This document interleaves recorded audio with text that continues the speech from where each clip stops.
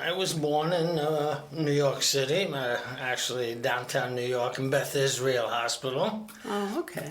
And I grew up, I'm a kind of 60s person, involved in all the 60s kind of stuff, painkillers and all that. I don't have to get into particulars. To earn a living, food was my cup of tea. I liked to work in places I had fun.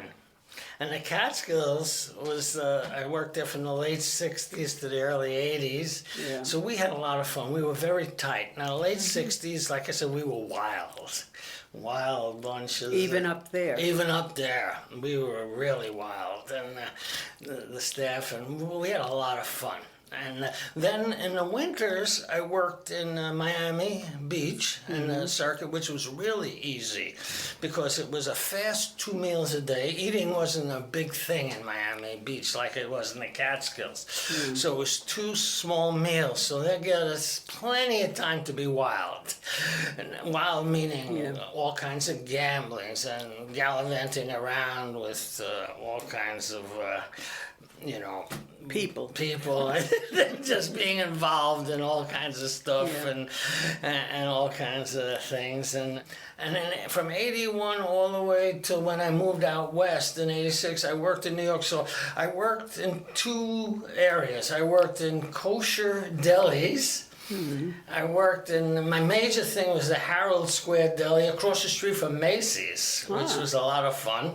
And I worked a little at the Carnegie, the famous deli. But the Carnegie Deli, the thing was, it was too strict. You couldn't fool around. Oh, they were tough. They were tough over there. The Harold Square Deli was a goof place. Now, then a friend got me a job into Little Charlie's in Italy, which was one of my favorite jobs. Of course, little Charlie's father, Charlie, the original Charlie, died. And little Charlie said once his father died, he said he will never serve another table. Because he was a waiter all his life, little Charlie. So he hired my friend and another waiter, Pino, who was working there, or an Italian guy. And then my friend Brian got me in. And me and Charlie really hit it off. And that was a really fun place. It was all kinds of folks there. We'd have, one table could be people coming from the opera, tuxedos and formal. The table right next to me could be a bunch of bricklayers with T-shirts. The table next to me, the mafia with their bodyguard sitting next to. And sometimes the really top mafia people would come in, and little Charlie would tap me on the shoulder and say, Burt, take care of them. Yeah, I'll serve them. They're going to eat in the back. You just serve the bodyguards out front. Those guys. And I made very good tips. Very good tips. I did that in New York, but my life was going kind of nowhere. I was in, pretty much now I see bad spiritual pain.